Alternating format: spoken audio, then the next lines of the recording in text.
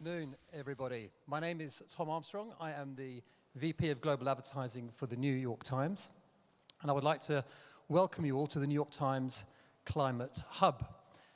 Over the next few days, the Climate Hub is going to be home to business leaders, policymakers, innovators and scientists, all joining forces with the wider community in Glasgow to debate, to discuss and discover climate solutions together. And before the session kicks off and my colleague Jason Farago leads the discussion, I'd like to take a moment to thank Google for hosting this session. Thank you to our audiences both here in Glasgow and also for those tuning in from around the world. And as a reminder, if you are tuning in from around the world, please submit your questions to the broadcast. Thank you.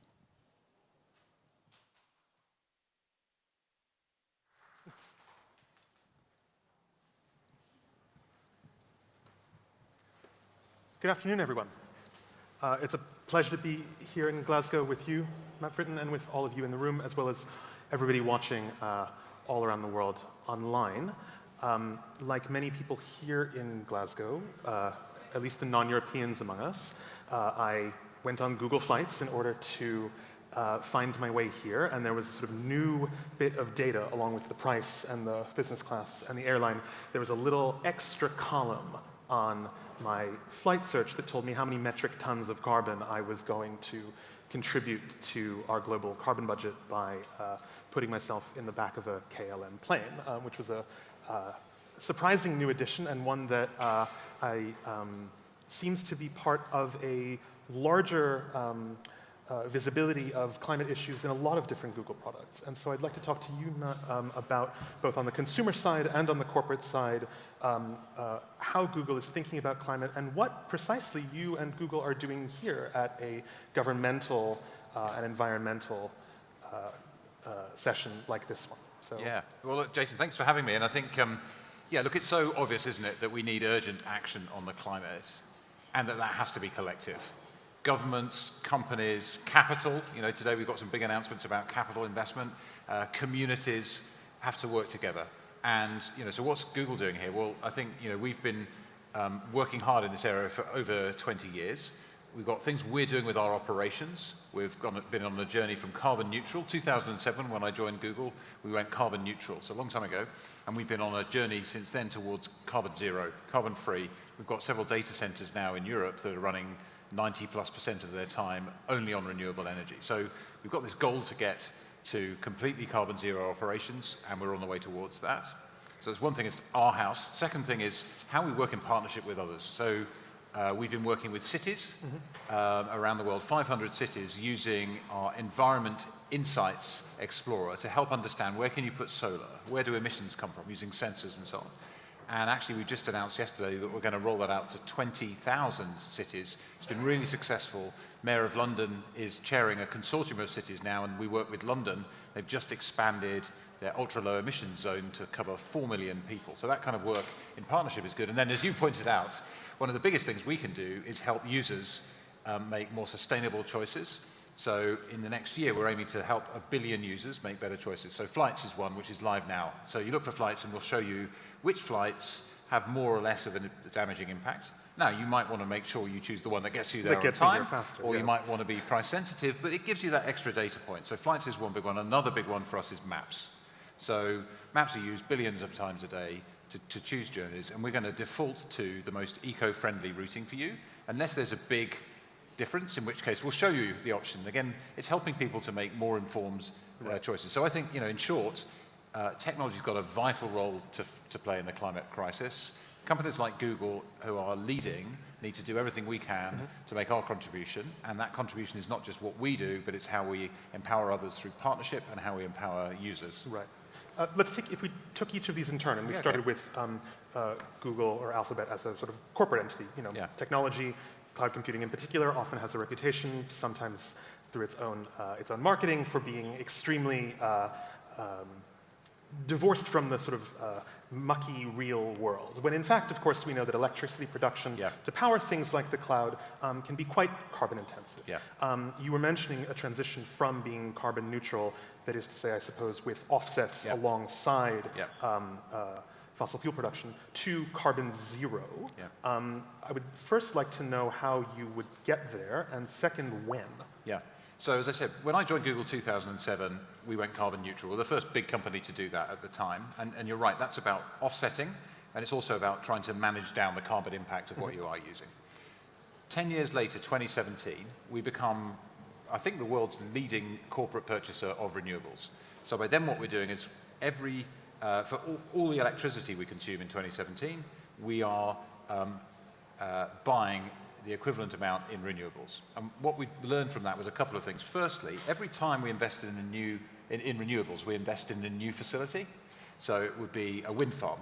We would come along and look at somebody who's about to build a wind farm and say, we will take X capacity, enabling them to build more capacity for others as well, or solar. And what we found there was that we were able to reduce our energy costs while having a lower carbon impact. So that's 2017. And in 2020, we announced this pledge, which is to go to be carbon zero, i.e. no carbon used at all in our data centers and campuses by 2030. And that's a big goal. And we don't quite know how to get there, but that's one of the ways we make innovation happen. But I imagine it's with a collection of different forms of That's correct. energy. That's correct. And so I'm proud of what we've done in Europe. So when I started at Google, we had sort of no data centers in Europe. Now we've got multiple. Data center in Finland, for example, far north Finland, super cold. It's in an old paper mill, so we've taken an existing facility rather than build something new. And data centers like that are now running over 90% of the time on renewable energy because of low cooling costs because of where they're based, plus sourcing renewables at scale, which we've done a lot of in Northern Europe. And in the 15 years I've been at the company, we've invested over 15 billion euros in data infrastructure that's sustainable. We're going to invest another 7 billion over the next 5 years in Europe, creating about 2,000 jobs. So we're big in doing that for ourselves, but we also don't want to make that a sort of commercial thing, which we keep for ourselves. We want to share that with others. And one of the most exciting things we've done through our DeepMind unit, they are the AI research hub. You might have seen them publishing things like the protein folding breakthrough they've done recently, which is amazing. But they worked on Google data centers, and our engineers were very proud of the data centers, right? As I said, they were orders of magnitude more environmentally friendly than other data centers. And DeepMind, without any mechanical changes, they just applied machine learning to looking at data center heating and cooling. And they were able to save a further 40% on cooling costs because they could see when things were going to get hot, and they were adjusting the ventilation in ways that were more subtle than humans would have done. Long story short, that's a huge saving in environmental impact and cost and energy use. We're making that available to other companies so that they can do the same.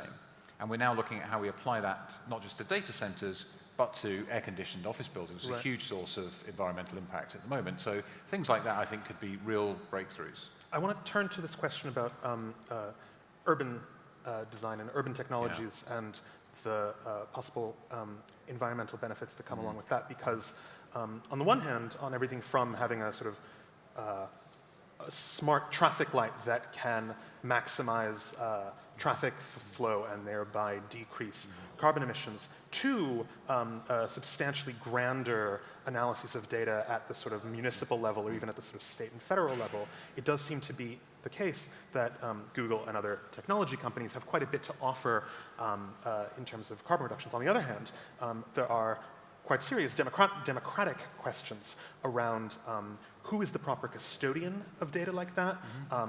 What are the kind of privacy concerns that might go along? In New York, where I come from, I believe Sidewalk Labs has a number of, what do you call them, sort of stanchions all around town that are tracking your foot traffic everywhere you go.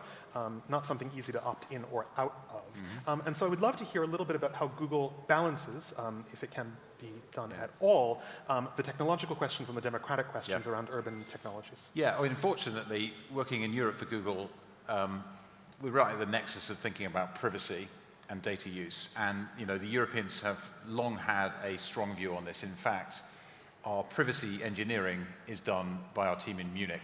So anytime you use your Google account, that's something that's built by German engineers for anyone everywhere in the world.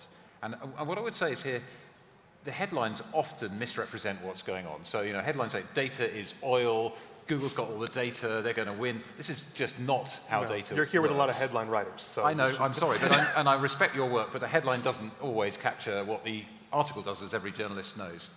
So what actually happens with data is, it's like, we're creating huge amounts of data every day. Not all of that data is personal in any way, shape, or form. And Google became successful because we're not, when we're sort of helping an advertiser to connect with a user on a Google search, you're searching for, I don't know, walking shoes in Glasgow. We don't know anything about you. All we know is that somebody on this device right now is looking for walking shoes in Glasgow, and we can make a connection. Go back to your Sidewalk Labs example, go back to things like Google Maps and traffic. That's anonymized data.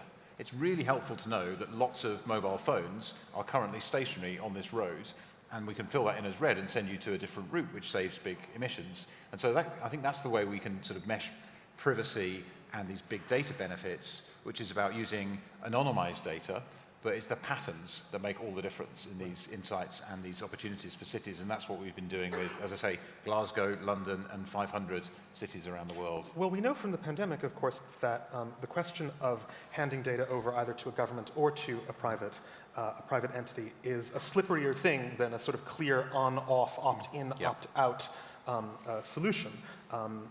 Everything from going to a restaurant now and showing a QR code to, as you were saying, having Google Maps running on the back of your phone and sending anonymized traffic data is something that is in a kind of fuzzier zone between full opt-in and full privacy. And it's that question that I think becomes a question of politics and a question of... Yeah, absolutely. And that's why policymakers in Europe, we have GDPR. It's very, very clear. Yeah. And actually, the principles that underpin GDPR are exactly the same principles that underpin how Google's always thought about our relationships with users and data, which are twofold. One, transparency.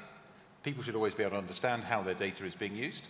And two, choice. People should always be able to control what they're doing or not doing. And that's why, as I say, our center in Munich builds the Google account with one switch. You can turn off, for example, personalized advertising. You can opt into or out of any product. But users do understand, actually. 20 million times a day people visit Google account, and they make changes to those settings. So users do understand that there are different levels of exchange. So, for example, on Google Maps, you can choose to use it in an anonymous way. Completely fine. But it's quite helpful, actually, to save a few addresses that you go to regularly. And so that's a good trade, right, in terms of I want to log in, and that gives me that extra utility. And I think that people are getting smarter about those things. But you're absolutely right. Just step back to the climate, which is the reason we're here. Governments have to set the framework and the rules. And we're operating in technology with a rulebook that's 20 years old. And all the technology we use today, like this, was never invented 20 years ago, so we need an updating of the rulebook. But we also need the framework that's there from policy to allow for innovation. Let me pivot back to climate for a minute. Yeah, it's clear, and Bill Gates wrote a great article in the FT this week, I think, apologies for mentioning them, which was all about the importance of scaling technical solutions to address the climate change crisis. And I think that's absolutely right. You need a policy framework and finance that can really invest in these kinds of solutions. I mean, I think, again, the pandemic has been revelatory here in terms of the kind of role that technology is already playing in various governmental, in our own case, education, for example, and the role that Google played when the schools closed. On the other hand, I guess I just want to ask, this matter of what you say about regulations or about governmental approaches being several decades behind, does that lead to a situation in which large companies like Google and others are essentially writing the rules of the road for us simply because either through pure consumer choice or simply, being the only actors on the stage, there is a kind of inevitability. And if so, what kind of ethical or political obligations does that put a company like Google under to be sure that it's if it is acting in, I wouldn't want to use the word quasi-governmental, but civic would be a fair word for it, I think. Yeah, I mean, there's an awful lot in what you just said. Yes. So let me try and unpack it. I mean, firstly, we all operate under existing legal systems, and there are plenty of rules that apply to us and to what we do. But it's right that the rules are updated because we've got whole new things like, look at social media, right? Nobody envisaged that somebody with a smartphone could publish something that could reach billions of people, and there are clear needs to define more clearly the responsibilities of technology platforms in that arena. And in Europe, we have the Digital Services Act, which is doing exactly that, and it's going through a process at the moment of scrutiny and input, and that's the right way for laws to work. The challenge is technology is very fast-moving, and in all fields, how do policymakers provide a framework that is sufficient and strong enough whilst being able to adapt to fast-paced change. And here's where you need regulatory dialogue. So I'll take an example on content. For example, we have YouTube. So content on YouTube, how does that get regulated? And I've spent time with all of the European Union member states and other technology companies looking at platform responsibilities in the field of hate speech, for example. We worked with the EU to define a code of practice on hate speech, and we worked with the other technology companies to define tools that can help us to identify and remove it. So that if I see it on my platform, I can tell you this is something that violates policies, you can address it on your platform. So there are ways of doing that. And again, we're here to talk about climate, so you then go back and say, well, how does that work in the field of climate? Climate denialism, for example. Sorry? Of climate denialism. Yeah, so exactly. We have big responsibility on making sure that quality content reaches user in the field of climate. So recently working with, actually today, if you go to the Google homepage, you'll see a link to the UN, a whole set of UN materials on climate change. You search for climate change on Google, you'll get an authoritative results page that gives you not just the facts, but also practical things that you can take as a family to address climate change. If you look at YouTube, obviously it's a platform where anybody can upload content. We work really hard to define a new set of rules around quality content. So we think about content in terms of 4 R's on YouTube. We want to raise and reward quality content. We want to reduce bad quality content and remove violative content, and we've made huge progress in doing those things. Never going to be perfect, because the benefits of an open web, as we all know, means that people will always play at the edges of the rules, but I think we've made a lot of progress. And again, back to climate, we try to be transparent about that progress. And I think one of the big opportunities here with COP26 is now to have much more transparency and accountability on the actions that governments and companies and communities take. And one of the ways to do that is through bringing data to the fore. It's a fantastic paradox and almost a kind of like philosophical or ethical paradox that you are raising here, because it's, on the one hand, you're talking about a company that is going to be not just carbon neutral, but carbon zero, which is an incredible commitment. Is there a timeline for that yet? Or? Well, our aim is in our data centers and in our campuses by 2030. By 2030, okay. And then on the other, I mean, you mentioned YouTube, which is, a really central actor in questions around not only free speech, but about content regulation in the United States as well as here. And it's a very interesting question about sort of how these things go together and how you as a company think these matters together. I mean, you could imagine a situation in 2030, right, like where Google, Alphabet is indeed carbon zero and yet remains the platform for a world in which emissions are continuing to rise, right? It remains a platform. Well, I mean, if the democratic questions around, how would a bunch of climate deniers get together? Perhaps they'd use Google Meet. Perhaps they would use YouTube. I'm not saying that it's your job to regulate that. I am trying to understand how Google as a company thinks these matters together, the matter of its own carbon budget, its own carbon responsibilities, and the matter of what it does as a company. Yeah. So as I say, go back to my kind of opening sort of statement, I suppose. There are 3 ways in which we're seeing our responsibilities here. One is our own operations and sharing the lessons we learned to move towards the journey to carbon zero. The secondly is partnerships, how we work in partnerships with companies and communities. I mentioned cities, but for example, on companies, we work with Unilever. Unilever's been a great leader, and Alan Jope, the CEO I saw earlier today, a great leader in saying we're going to double the size of our company, but we're going to halve its environmental impact. We don't know how to do it, work with us. They did a great job of leadership with their supply chain. If you want to come on this journey with us as a supplier, you're going to have to help us with this. And we've been working with them using our technology in the field of palm oil, right, which is a contentious field. Palm oil is used in lots of their products.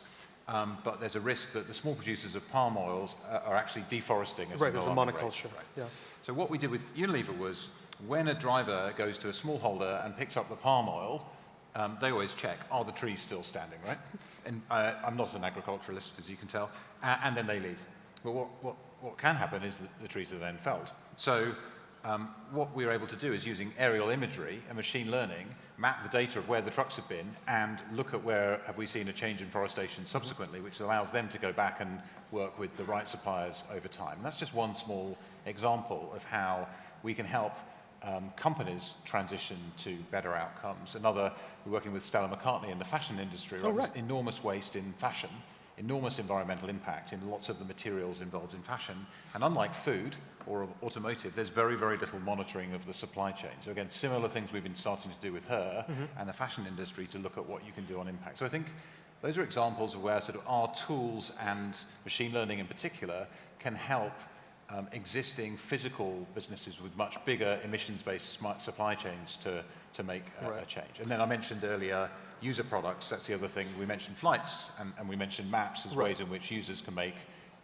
more sustainable choices every day. And those actually amount to significant impact when it's billions of times a day. Sure, and I could quiz you about consumer questions quite a bit, but I know that we have a number of questions, if not only in the room, I believe also from people watching on YouTube. Am I right that there's a question?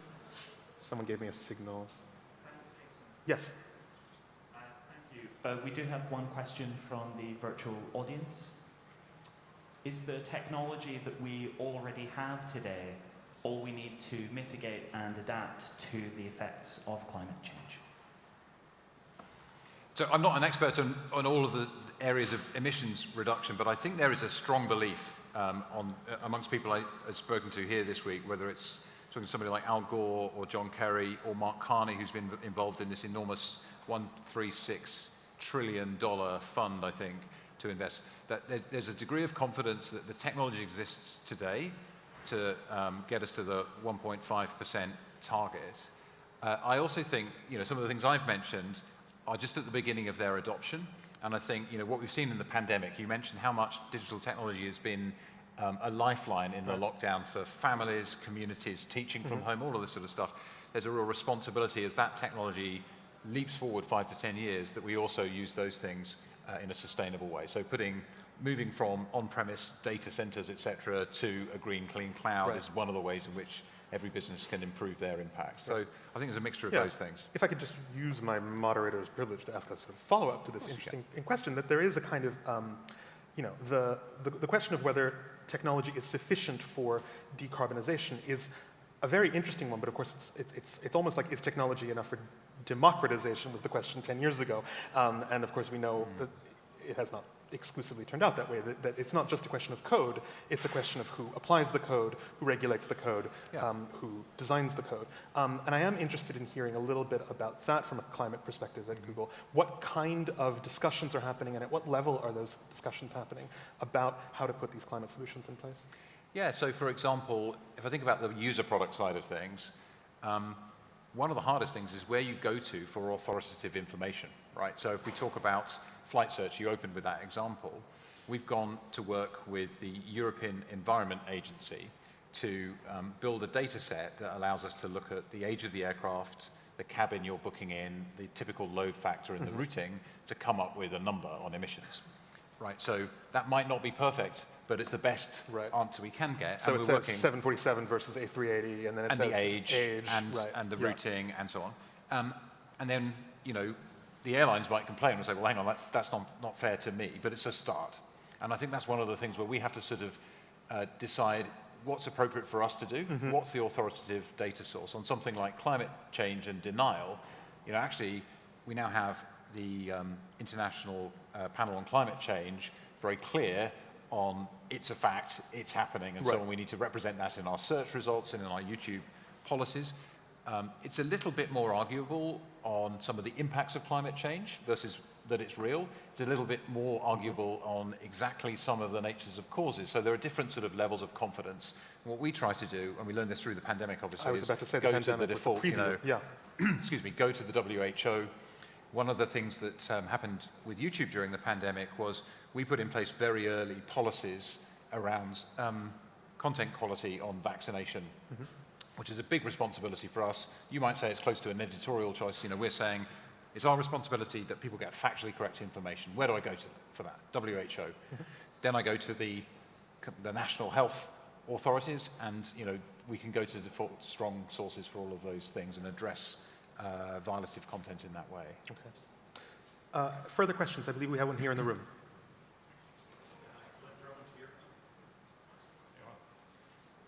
Just a second. Glenn Drummond here, Post-Carbon Pathfinders.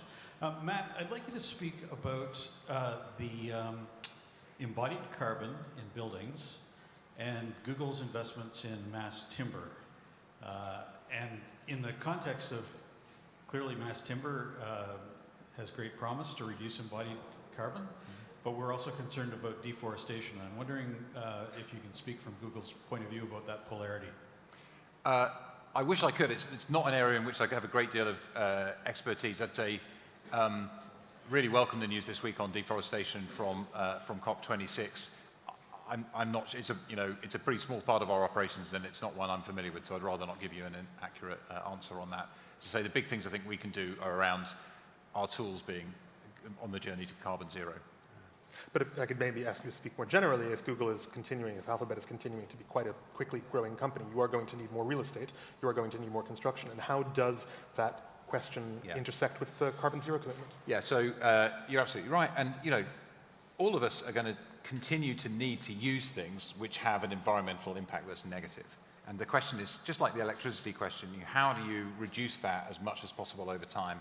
So actually, we're building a new office in London at the moment for our UK operation, and it's at the leading edge of all of the environmental standards that are possible today. And that's one of the ways in which our real estate team is trying to look at that. And then obviously there's a whole question around the extent to which one needs offices or not. We've taken the strong view that the biggest contribution we can make is through our innovation. And our belief is that our innovation is facilitated by the collision of ideas, and that facilitation happens in physical spaces too. So we're going to continue to have offices and ask people to come in, but less often. So, we're going to look at that pattern as I think every business leader I talk to right now is really thinking about how they change their operation model there. So we will, like every company, need to continue to have some things which we do, which have a negative impact. Our goal is to minimize those and maximize the positives. I want to thank you, Matt Brittin, for joining us here at the New York Times Climate Hub, as well as all of you here in Glasgow and the very many of you who are watching us online.